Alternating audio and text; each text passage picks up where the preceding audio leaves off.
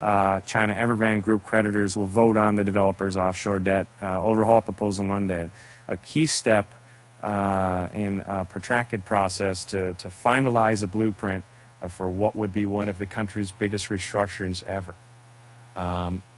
The creditors are slated to meet Monday evening Beijing time at the offices of law firms Sidley Austin LLP in Hong Kong, and Maples and Calder in the British Virgin Islands to cast their votes on the defaulter's offshore debt restructuring plan. Court hearings on the results will take place in Hong Kong, Cayman, and British Virgin Islands between September 1 and 6. Approval of the proposal, which emerged in March, will finally set in motion debt restructuring for a company still at the epicenter of a property crisis that has unleashed through record waves of delinquencies and threatens to destabilize a creepy financial system. Failure to secure it will likely prolong creditors' angst as the wait for a solution drags on, 20 months after Evergrande's first public bond default. Evergrande didn't immediately offer comment when reached Friday by Bloomberg News.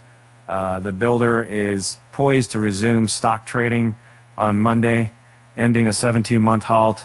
The company, which is undergoing a lengthy debt restructuring process, reported a loss attributable to shareholders of 33 billion yuan for the 6 months ended June 30th, according to a filing new access to the Hong Kong Stock Exchange Sunday. The votes will also come after Evergrande sought Chapter 15 bankruptcy protection in New York, a move that, if granted, would protect it from creditors in the U.S. While it works on a restructuring deal elsewhere. Evergrande received court approval to hold votes on its offshore debt restructuring plan in July, with the so-called scheme meetings originally scheduled for last week. The gatherings were pushed back several days, which the builder said was to give creditors time to consider the implications of a stock sale by the developer's electric vehicle unit.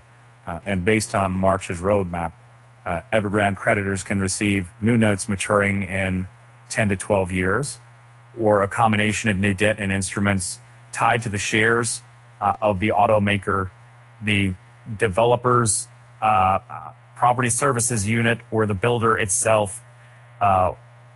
Evergrande disclosed in April that more than 77% of Class A creditors, which account for $17 billion of claims and includes an ad hoc group of bondholders, had acceded to a restructuring support agreement.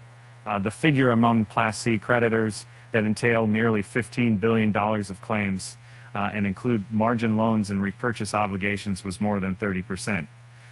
That's a short of the 75% needed from each creditor group to implement a restructuring through schemes of arrangement. At a court hearing in July, an Evergrande lawyer said the developer prepared fresh information for creditors, including a recovery analysis done by Deloitte. Average recovery for Evergrande notes that would be 22.5% versus 3.4% if the firm gets liquidated, he added.